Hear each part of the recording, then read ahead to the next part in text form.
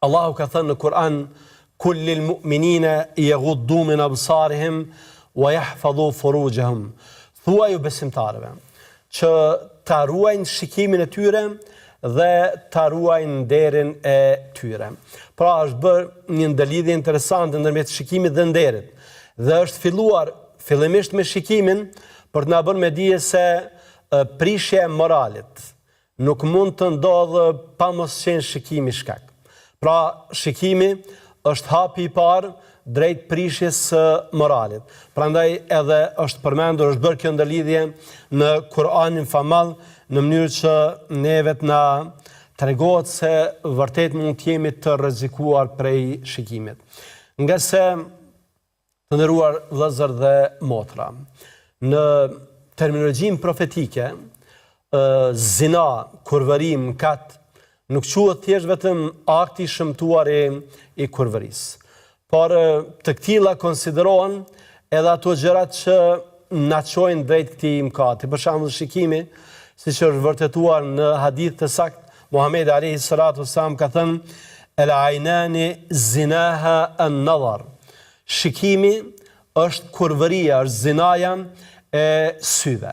Pra në qoftë se shikon në gjëra të ndaluara, në femra lakurish, në gjëra që do të joshin për të keqen, atëherë dije se kjo që ke bërë është një hap i rrezikshëm drejt mëkatit final, drejt mëkatit të shëmtuar, mëkatit të zinas.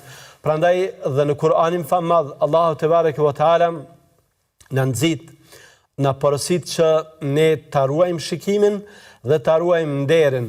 Dhe është interesante se dietarët musliman kanë përmendur që ruajtja e shikimit në të vërtetë mundson depërtimin e dritës së Allahut te bareke ve teala. Në kapitullin Nur, ajetin që neve që cituam, Allahu te bareke ve teala menjëherë pas këtyre ajeteve, respektivisht në ajetin 35, ka thënë kësaj: Allahu nuru s-samawati wal ard, mathalu nurihi kamishkatin fiha misbah. Allahu është drita e qiellit dhe tokës.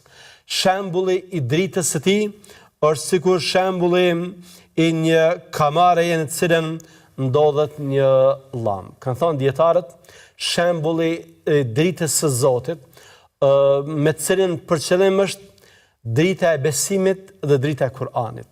Pra, në zemër, drita e Zotit, që në kupton dritën e imanit dhe dritën e Kur'anit, do të depërtoj vetëm atëherë kur syri yt nuk do të shikoj në gjëra të ndaluara, nuk do të shikoj në femra lakurish, nuk do të shikoj në harame, por do të ruhet dhe në këmbim Allahu te bareke ve teala do t'i dhuroj këtë mirësi, do t'i dhuroj dritën e tij, do t'i dhuroj dritën e besimit, dritën e Kur'anit, dhe rrjedhimisht ky njeri do të jetë i ruajtur.